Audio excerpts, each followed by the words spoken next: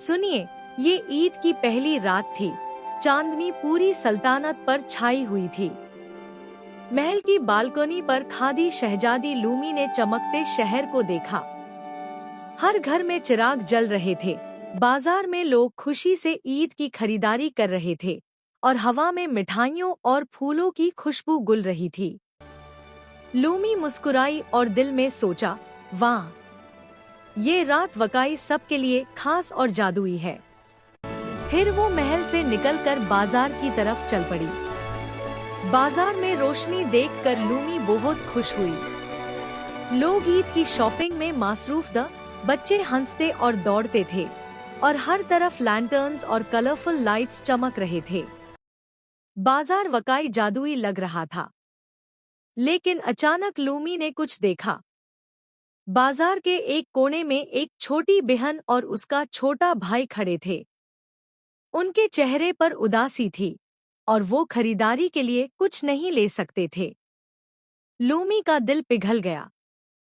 शहजादी Lumi ने सोचा, मैं इनकी मदद कर सकती हूँ और अपनी जादुई ताकत से बच्चों के लिए एक छोटा मैजिकल स्ट्रीट तैयार कर दिया।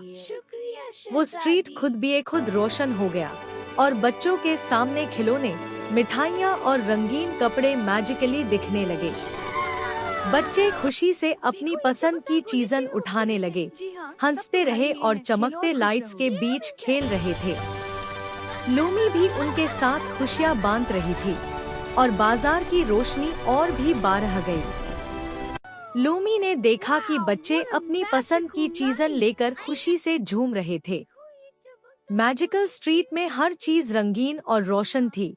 लैंटर्न्स आसमां की तरफ उड़ रहे थे और छोटी फायरवर्क्स हर तरफ चमक रही थी। शहजादी लूमी बच्चों की खुशी देखकर मुस्कुरा रही थी। वो जानती थी कि असल ईद सबकी खुशियों में छुपी होती है। बच्चों ने अपनी पसंद की चीज़ें उठाई और खुशी से घर वापस गए। शहजादी लूमी महल की बालकनी पर वापस आकर चांदनी रात को देख रही थी, जो सबके लिए यादगार बन गई थी। लूमी ने कहा, असल ईद सबकी खुशियों में छुपी होती है और सब लोग मुस्कुरा कर ईद मैनेट है। ये चांदनी रात हमेशा के लिए मैजिकल और यादगार रह गई।